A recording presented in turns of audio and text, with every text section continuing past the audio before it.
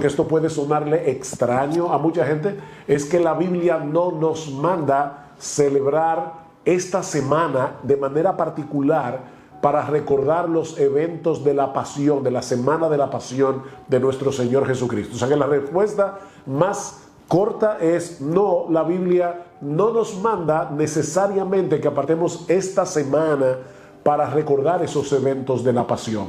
Lamentablemente, lo que el mundo llama Semana Santa no es más que unas vacaciones extendidas.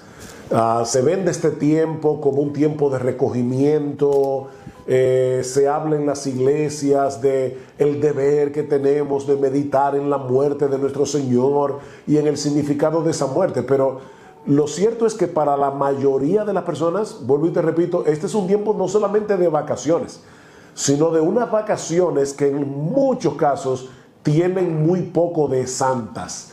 De hecho, uno ve las estadísticas en los periódicos después que pasa la Semana Santa y es increíble la cantidad de personas que tienen accidentes en la carretera por gente que maneja borracha. Se venden más bebidas alcohólicas que nunca. Lamentablemente, no solo que se ha convertido en un tiempo de vacaciones más, lo cual no es malo en sí mismo que la gente tome vacaciones, pero es una vacación que muy pocas veces tiene algo de santa. Entonces, hay una incoherencia cuando uno piensa en la cantidad de pecados que se cometen en esta semana en una forma muy libre, con la razón por la cual Cristo murió en la cruz del Calvario para salvarnos de nuestros pecados. O sea que la muerte de Cristo en la cruz tiene que ver con el pecado del hombre. Y muchas personas celebran la Semana Santa en una forma muy pecaminosa. Uno nunca puede generalizar porque puede ser que haya personas, inclusive hasta muchas personas, que tomen este tiempo para meditar en cosas santas. De hecho, yo sé que hay iglesias que toman este tiempo de retiro espiritual y se predica de la palabra del Señor y se predica el Evangelio. O sea que hay iglesias que toman ventaja de este tiempo, pero no es lo que la mayoría de la gente hace. Bueno, la Biblia dice en 2 Corintios capítulo 5 versículos 14 y 15, el amor de Cristo nos constriñe. Y como esta es una palabra dominguera, déjame explicar lo que eso significa.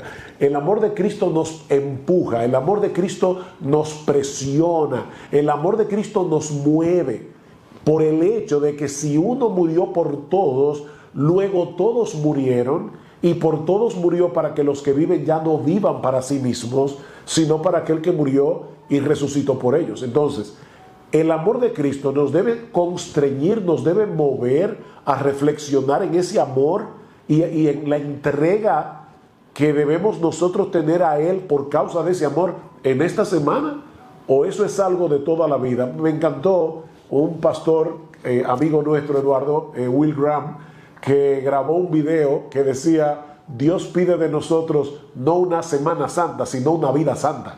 Y eso es precisamente el punto. O sea, Cristo murió para santificarnos, para que nosotros vivamos para Él los 365 días del año. Hasta que tú no te arrepientes de tus pecados y vienes al Señor confiando en su sacrificio y entregándote por entero a Él, tú no estás viviendo para Él, punto. O sea, tú no estás viviendo, te estás viviendo de espaldas a Dios, y ese es el gran pecado del hombre. O sea, que hasta que tú no vienes a Cristo en arrepentimiento y fe, tú no vives para Él ni un solo día.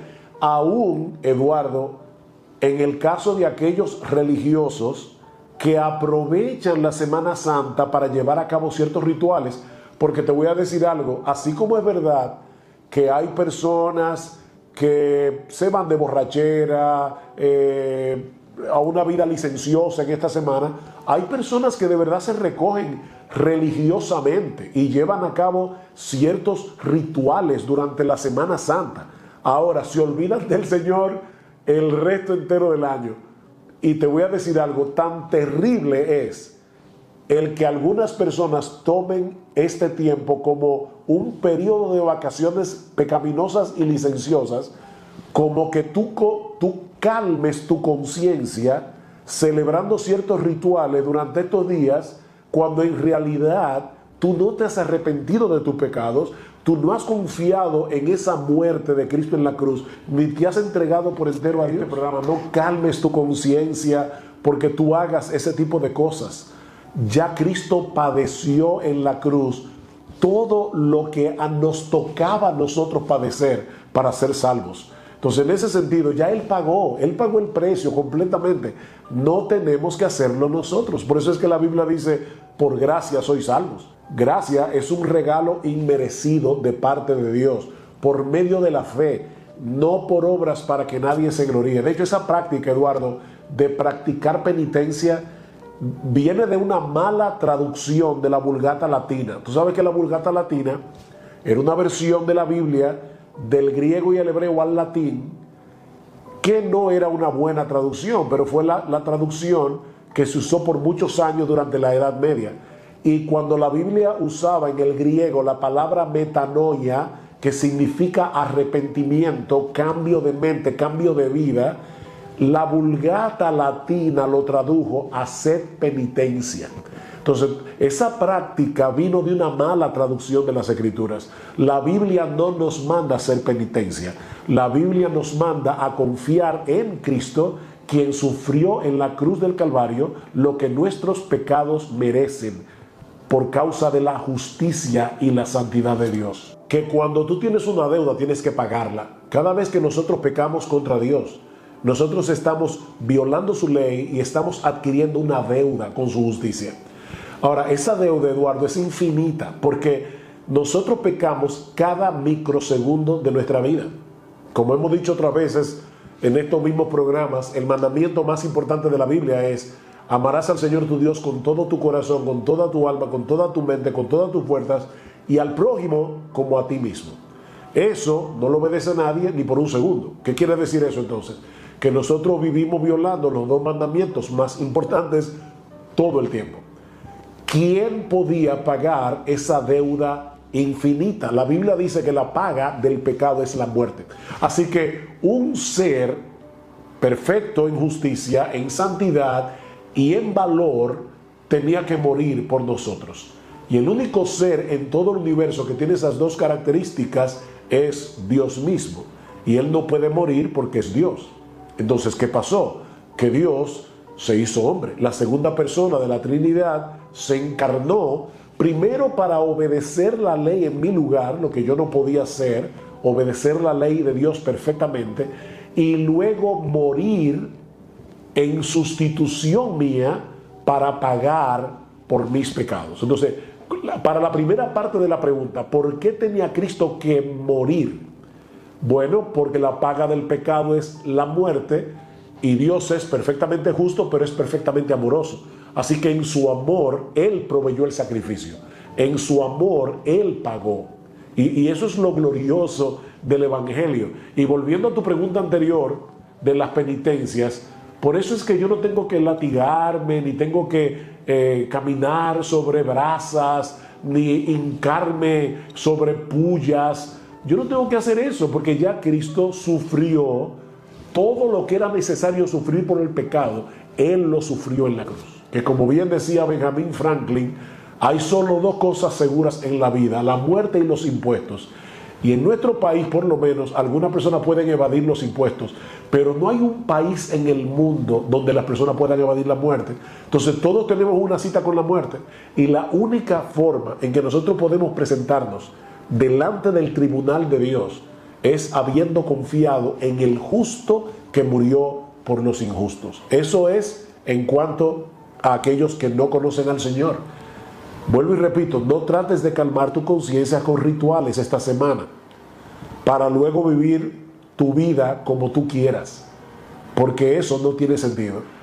Ahora, si tú eres cristiano, si tú te has arrepentido de tus pecados, si tú de verdad crees que Jesucristo murió en la cruz por ti, que Él derramó su sangre en la cruz para salvarte, para comprarte, ¿qué tú debes hacer? Oye lo que dice 1 Corintios capítulo 6, Eduardo, versículos 19 y 20. Dice que nosotros somos templo del Espíritu Santo, el cual mora en nosotros, el cual tenéis de Dios, y por lo tanto no somos nuestros. Yo no me pertenezco. Por lo tanto, glorificad a Dios en vuestro cuerpo y en vuestro espíritu, los cuales son de Dios. yo debo vivir para la gloria de Dios.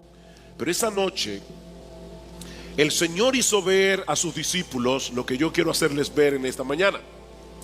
El Señor les hizo ver que aquella primera Pascua que Moisés celebró la noche antes del Éxodo no era más que una sombra, no era más que un símbolo que apuntaba hacia una realidad más gloriosa, hacia una realidad objetiva y concreta que estaba a punto de llegar apenas unas horas más tarde.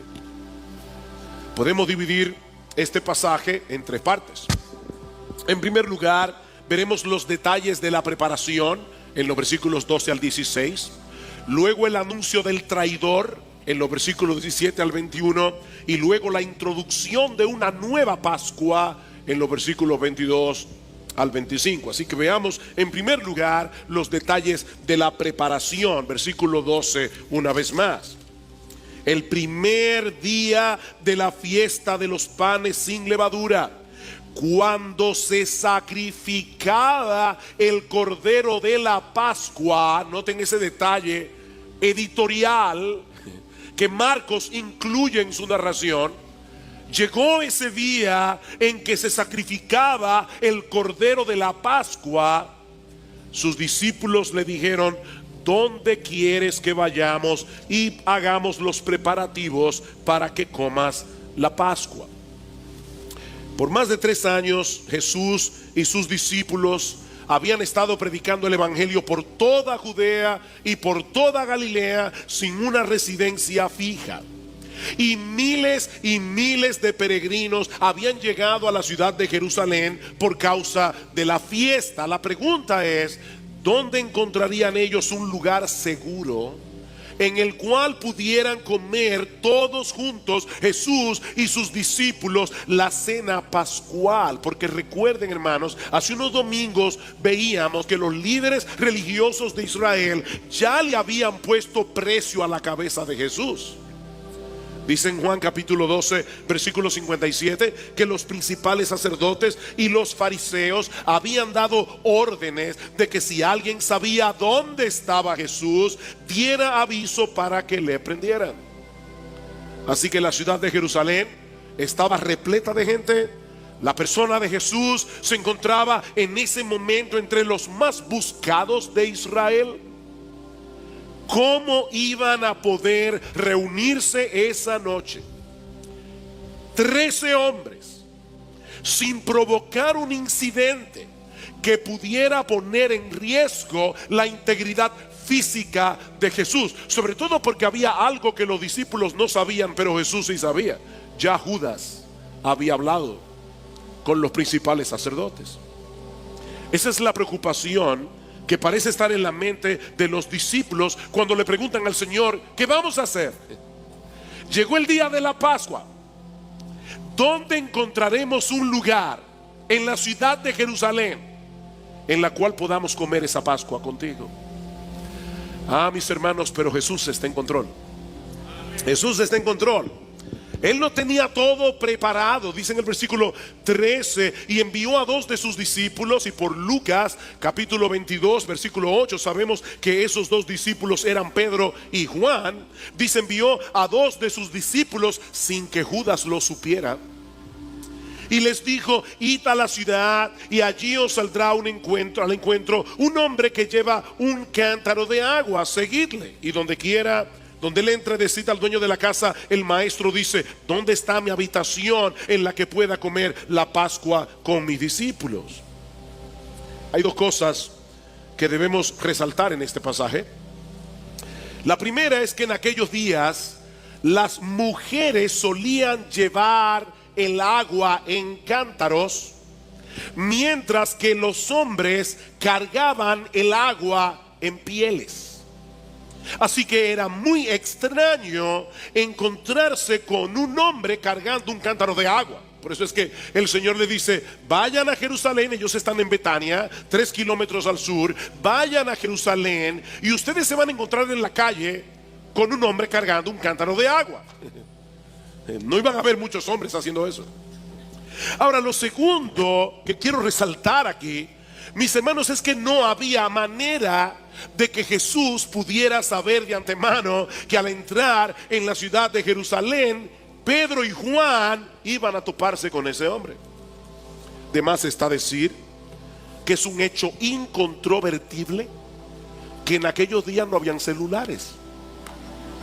Mis hermanos, no había forma de que Jesús pudiera tener ese tipo de información a menos que poseyera un conocimiento sobrenatural y tuviera control de todas las cosas. Y eso es lo que parece que Marcos está resaltando aquí, porque las cosas que iban a suceder a partir de ese momento no tomaron a Jesús por sorpresa. Él siempre estuvo en pleno control de cada uno de los detalles que desembocaron en la cruz. Mis hermanos, nada sucedió por accidente. Vean el versículo 15. Él os mostrará un gran aposento alto, amueblado y preparado. Haced los preparativos para nosotros allí. Salieron pues los discípulos y llegaron a la ciudad y encontraron todo tal como él les había dicho. Y prepararon la Pascua. Todo sucedió exactamente como Jesús lo había descrito. Esa habitación, el aposento alto, estaba contemplada en el decreto soberano de Dios. Pero lo más importante es que aún la actuación de Judas, el traidor, estaba contemplada en ese decreto. Y eso nos lleva a nuestro segundo encabezado, el anuncio de la traición. El anuncio de la traición. En el año 1906, un médico y filósofo alemán llamado Albert Schweitzer publicó una de sus obras más famosas titulada En búsqueda del Jesús histórico. Y Schweitzer decía en esa obra básicamente que Jesús, el pobre, se había equivocado al pensar que él era el Mesías que Dios había enviado a la nación de Israel al final de los tiempos. Pero lamentablemente, según él, las cosas se salieron de control y en vez de ocupar un trono, Jesús terminó clavado en una cruz. Pero mis hermanos, esa perspectiva de la vida de Cristo, que de paso sigue siendo muy popular en los círculos liberales en el día de hoy, no pasa la prueba de una lectura honesta y desprejuiciada de los evangelios. Si hay algo que nosotros vemos, sobre todo en los últimos capítulos de Marcos, es que Jesús sabía desde el principio que él se dirigía hacia la cruz. Y así se lo hizo saber a sus discípulos una y otra vez. Como dice un comentarista, nuestro rey sabe con exactitud hacia dónde se dirige y lo que va a suceder. Y escuchen esto: la gracia soberana usará incluso la maldad humana para llevar a cabo sus propósitos redentores. Y eso fue precisamente lo que sucedió con el caso de Judas. Versículo 17. Al atardecer, llegó él con los 12, y estando sentados a la mesa comiendo, Jesús dijo: en verdad os digo que uno de vosotros me entregará, el que come conmigo. Ahora, por el texto paralelo en el Evangelio de Juan, nosotros sabemos que el Señor pronunció estas palabras con el corazón desgarrado. Dice en Juan capítulo 13 versículo 21 que Jesús se angustió en espíritu cuando anunció a sus discípulos que uno de ellos lo iba a entregar. Imagínense, mis hermanos, el impacto de esta revelación en la mente y el corazón de estos hombres. De hecho, Marcos nos dice en el versículo 19 que ellos comenzaron a entristecerse. Pero en el texto paralelo, en el Evangelio de Mateo, se usa una palabra griega mucho más fuerte que significa algo así como agitarse con violencia.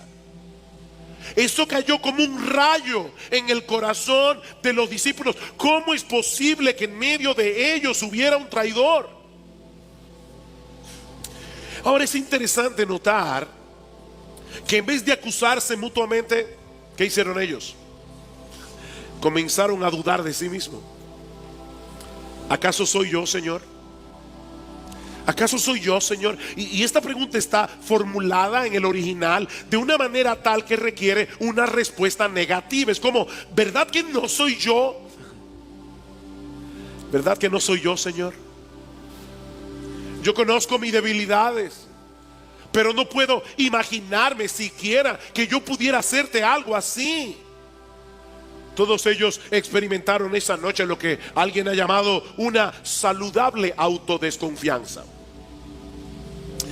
Y mis hermanos, yo creo que los creyentes nos libraríamos de muchos males si desconfiáramos más a menudo de nosotros mismos. Porque no son pocos los que han caído a lo largo de la historia por haber asumido que no podían caerse.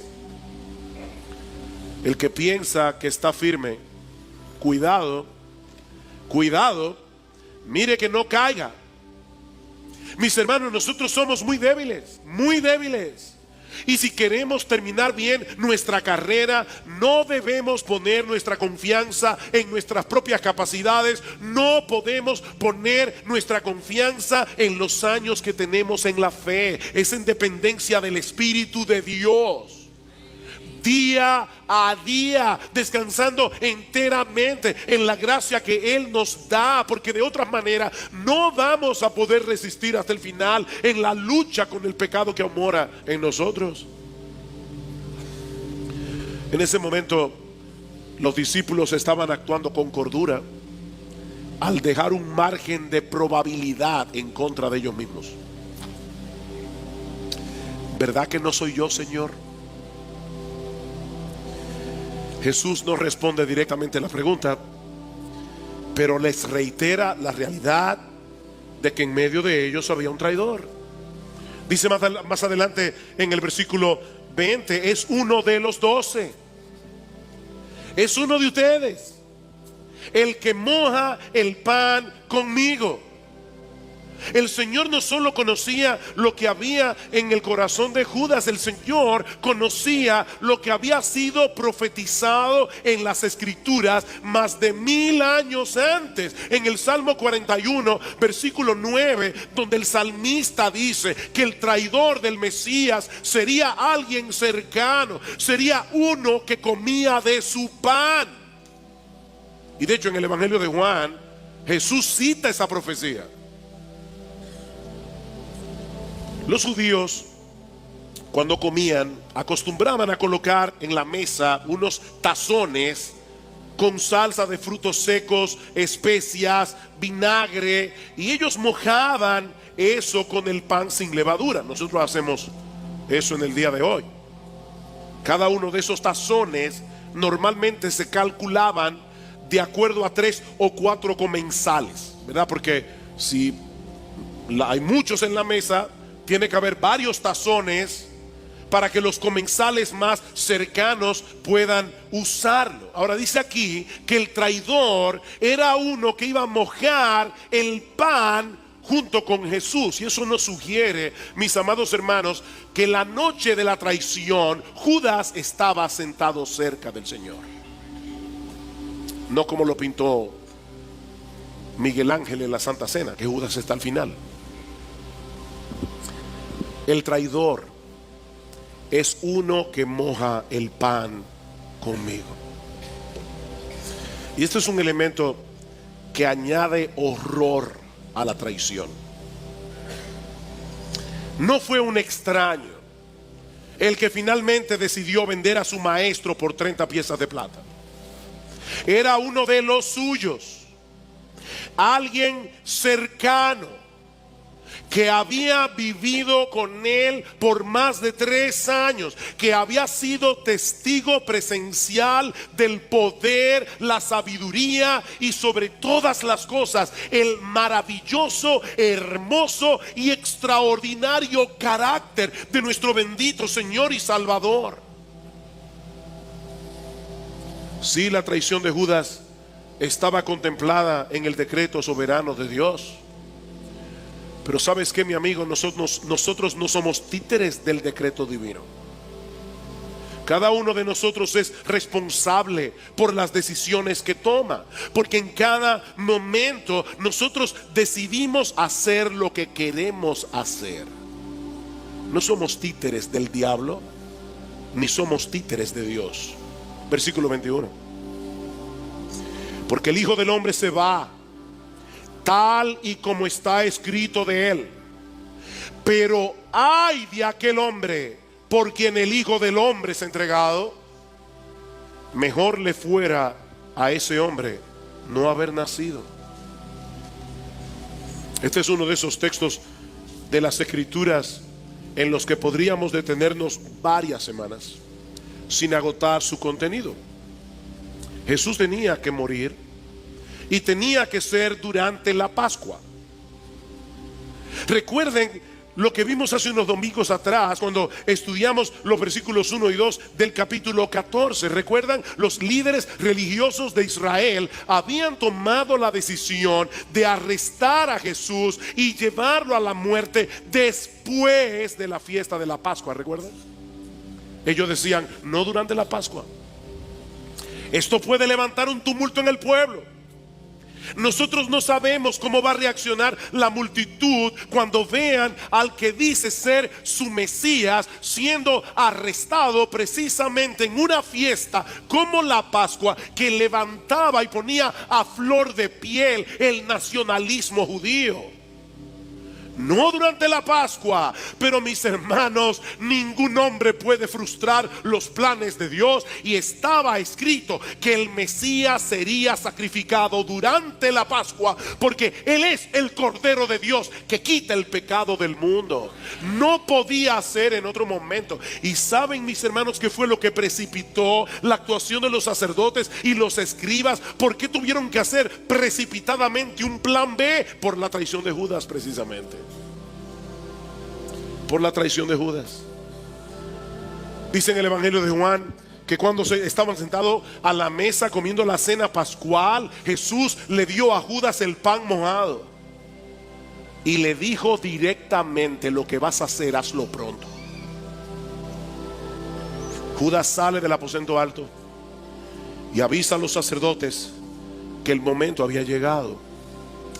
De manera que es la traición de Judas lo que pone en movimiento esta trama perversa y diabólica para acabar con Jesús. Él estaba cumpliendo sin saberlo el decreto soberano de Dios con respecto a la muerte de su hijo. Pero al hacerlo, él estaba actuando voluntariamente. Voluntariamente.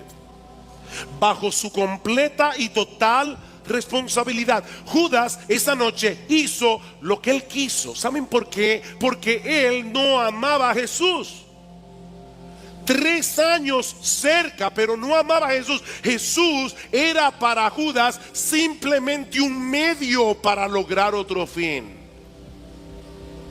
Y cuando Judas se dio cuenta que Jesús estaba hablando demasiado de su muerte, seguramente pensó: a mí no me conviene seguir a un Mesías fracasado. Él fue responsable. De ahí las palabras de Jesús en el versículo 21: ay de aquel hombre por quien el Hijo del Hombre es entregado. Mejor le fuera a ese hombre no haber nacido. Mis hermanos, Jesús nos está enseñando aquí de la forma más clara posible que todo hombre es responsable de sus acciones. Pero al mismo tiempo nos está enseñando que la muerte no es el fin de la existencia humana. La muerte no es el fin. Si de la nada venimos y a la nada vamos, entonces la traición de Judas no tendría ninguna consecuencia. Su muerte lo llevaría de vuelta a la nada inexistente de la que había venido antes de nacer. Pero Jesús está diciendo aquí que hubiera sido preferible para él no haber nacido nunca.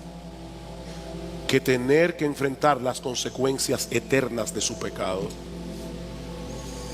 Mi amigo, la Biblia nos enseña claramente que está establecido para los hombres que mueran una sola vez. Hebreos 9:27. No hay reencarnación. Está establecido para los hombres que mueran una sola vez. Y después de esto, no una luz en un túnel.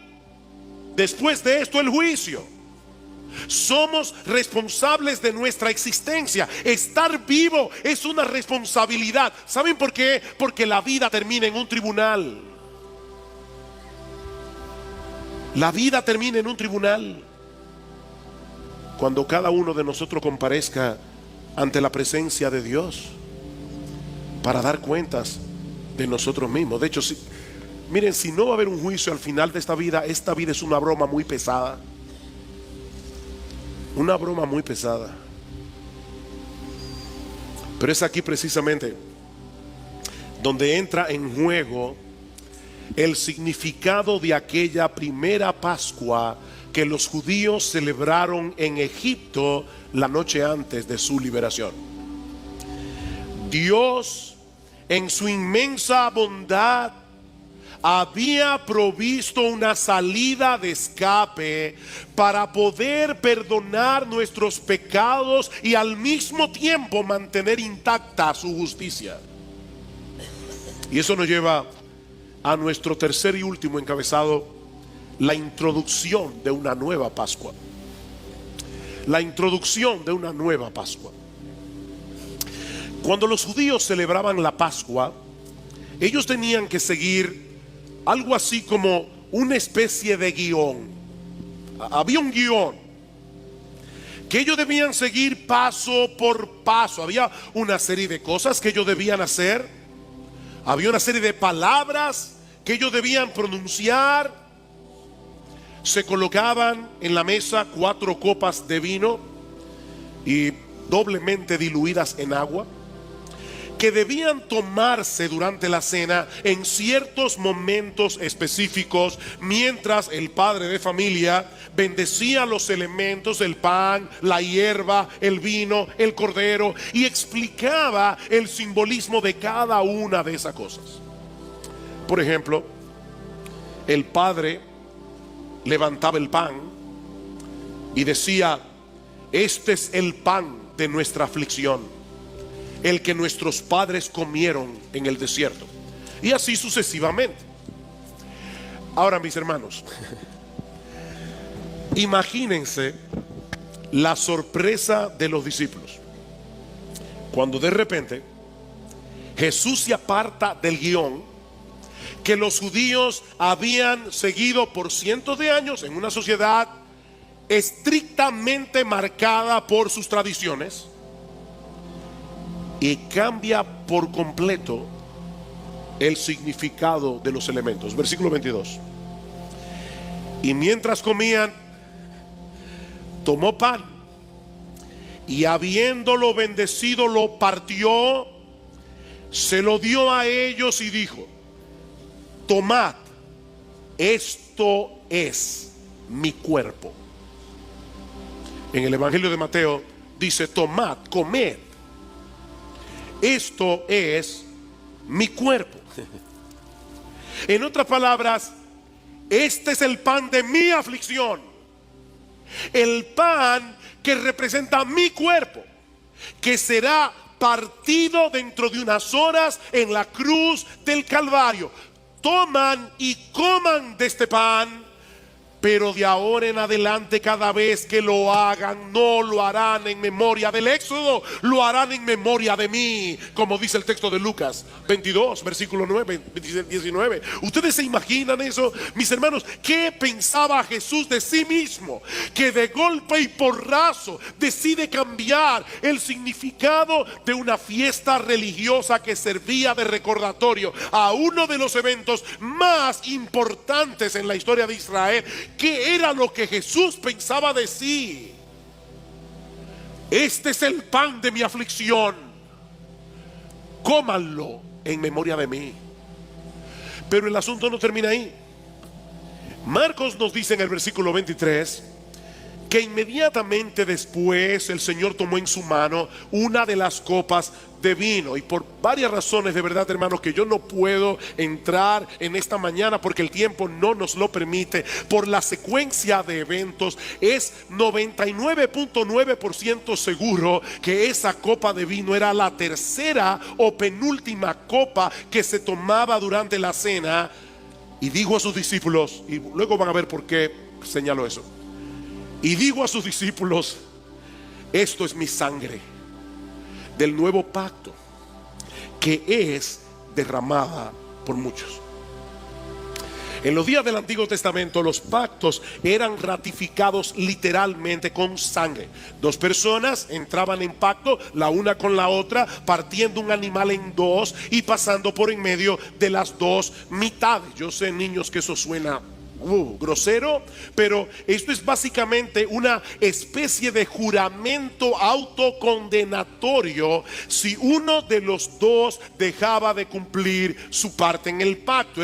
Era como decir: así me parta Dios si yo no cumplo lo que estoy prometiendo en este acuerdo pactado. De manera que lo que Jesús está diciendo a sus discípulos esa noche, al levantar la copa, es que Él había venido a introducir un nuevo pacto por medio del cual los hombres habrían de relacionarse con Dios. Un nuevo pacto que sería ratificado unilateralmente a través del derramamiento de su propia sangre. Esta es la sangre del nuevo pacto, que por ustedes es derramada, y dice Mateo, para perdón de los pecados. Oh, mis hermanos, fue el cuerpo de Jesús el que fue partido en dos en la cruz del Calvario. Y como resultado de ese sacrificio de sí mismo, entró en vigencia un nuevo pacto entre nosotros y Dios. Ahora hay una nueva forma de relacionarnos con Él. En otras palabras, lo que Jesús está diciendo a sus discípulos esa noche es que no existe otra manera de tener una relación genuina con el Dios vivo y verdadero si no es refugiándonos en Cristo por la fe, como el sacrificio sustitutivo provisto por Dios mismo para el perdón de nuestros pecados. No hay otra manera. Así como los israelitas comieron el cordero pascual la noche antes de su liberación de la esclavitud en Egipto, esta última Pascua se llevó a cabo la noche antes de que Dios proveyera un medio de salvación y liberación por medio del sacrificio de su Hijo. De hecho, noten algo extremadamente importante en la celebración de esta cena pascual que Jesús comió con sus discípulos esa noche. Cuando leemos los relatos de los 4 evangelios, vemos que Jesús bendijo el pan, Jesús bendijo la copa, pero ninguno de los evangelistas menciona el plato principal. Mis hermanos, déjenme hacerles una pregunta. ¿Cuál era la parte más importante en la celebración de la Pascua? El momento en que los israelitas se comían el cordero. El cordero inocente, el sustituto que había sido sacrificado para que la ira de Dios pasara de largo. Pero sorprendentemente, ninguno de los evangelistas menciona que esa noche hubiera un cordero en la cena. Me encantó esto. Dice alguien: no había cordero en la mesa, porque el Cordero de Dios estaba sentado a la mesa. Jesús fue el plato principal esa noche. Jesús era el plato principal, porque Él es, mis amados hermanos, el Cordero de Dios que quita los pecados del mundo. Unas horas más tarde se iban a cumplir en Jesús las palabras del profeta Isaías en Isaías 53, escritas 700 años antes. Ciertamente llevó Él nuestras enfermedades, Él sufrió nuestros dolores, y nosotros le tuvimos por azotado, por herido de Dios y abatido. Los judíos al pie de la cruz decían: tú no confiabas en Dios, mira lo que ese Dios te ha hecho. Mas Él herido fue por nuestras rebeliones, Él fue molido por nuestros pecados. El castigo de nuestra paz fue sobre Él. El castigo que procuraba nuestra paz fue sobre Él, y por su llaga fuimos nosotros curados. Todos nosotros nos descarriamos como ovejas, cada cual se apartó por su camino, mas Jehová cargó en Él el pecado de todos nosotros. Angustiado Él y afligido, no abrió su boca. Pilato le decía: ¿es que no te vas a defender? Como cordero fue llevado al matadero, y como oveja delante de sus trasquiladores enmudeció y no abrió su boca. Mis hermanos, cuando Jesús dijo a sus discípulos esa noche: toman y coman de este pan y beban esta copa, porque esto es mi cuerpo, esto es mi sangre, Él no estaba tratando de decirles que acababa de hacer un milagro de transubstanciación, a través del cual ese pedazo de pan de repente se había convertido en su carne y el vino en su sangre. No, mis hermanos. Cuando Jesús instituyó la Santa Cena, su cuerpo estaba ahí presente. ¿Tenía dos cuerpos Él en ese momento? No, Él estaba tratando de mostrarles que a partir de ese momento los verdaderos creyentes habrían de celebrar la cena con un significado completamente distinto. Ya no es en memoria del Éxodo, es en memoria de mí. Y eso es lo que Pablo nos enseña en 1 Corintios capítulo 11 versículo 23. Él dice: yo les estoy entregando lo que yo recibí del Señor, que la noche que Él fue entregado tomó pan, lo partió y le dijo a sus discípulos: toman, coman en memoria de mí. Y luego repartió la copa y les dijo: toman, beban en memoria de mí. Comemos el pan, bebemos de la copa para recordar que Cristo, nuestra Pascua, ya fue sacrificado por nosotros, como dice Pablo en 1 Corintios 5:7. Oh, mis hermanos, ya no tenemos deudas pendientes con la justicia de Dios, porque la ira que merecían nuestros pecados pasó por encima de nosotros para caer sobre Jesús en el momento de la cruz, cuando gritó: Dios mío, ¿por qué me has desamparado? Jesús quería que tú y yo supiéramos que Él fue desamparado en esa cruz por su Padre, para que tú o yo nunca experimentemos semejante desamparo. Él es nuestra Pascua. Pero hay otro aspecto importante en que la cena pascual celebrada por Cristo esa noche se apartó del guión. La Pascua era una fiesta religiosa, pero al mismo tiempo era una conmemoración eminentemente familiar. Los judíos se movilizaban cada año para comer la Pascua con su familia. Es algo similar a lo que ocurre en el día de hoy con el Día de Acción de Gracias en Estados Unidos, o la Nochebuena en países como los nuestros, la noche antes de la Navidad. Es una comida eminentemente familiar. Pero ¿qué vemos aquí en Marcos 14? Vemos a Jesús apartándose de su propia familia para celebrar esta Pascua con sus discípulos, que también tenían sus propias familias. Mis hermanos, ¿qué es lo que está pasando aquí? Que Jesús está creando en torno a Él una nueva familia. Jesús está creando la familia de la fe. Es por eso que la Santa Cena no se debe tomar de manera individual, desconectado de una iglesia local. Tú no puedes decidir en tu casa: voy a llamar a mi vecino que es cristiano y vamos a celebrar la Santa Cena. No, esto es una ceremonia eclesiástica. Esta es una comida que nosotros debemos celebrar en familia, junto a ese grupo de hermanos y hermanas a quienes nos une un vínculo espiritual que ni la muerte puede destruir. Si hay algo que nos recuerda la celebración de la Santa Cena, es que aunque la salvación es individual, el cristianismo no nos permite seguir viviendo de una manera individualista. Todos los redimidos del Cordero formamos una gran familia cuyos vínculos se manifiestan en una forma concreta cuando venimos a formar parte de una iglesia local. Pero hay algo más. Cristo se apartó otra vez de la forma tradicional como los judíos celebraban la Pascua en aquellos días, con el tema de las copas. Hace un momento decíamos que durante la cena pascual los israelitas tomaban 4 copas de vino. Fue en la tercera de esas copas que Jesús instituyó el nuevo significado de la Pascua, al decir a sus discípulos que esa copa representaba el nuevo pacto en su sangre. Pregunta: ¿qué pasó entonces con la última copa? Porque todos los relatos de los evangelios nos dicen: tomaron esa tercera copa, Jesús la bendijo, cantaron el himno y se fueron. ¿Qué pasó con esa copa?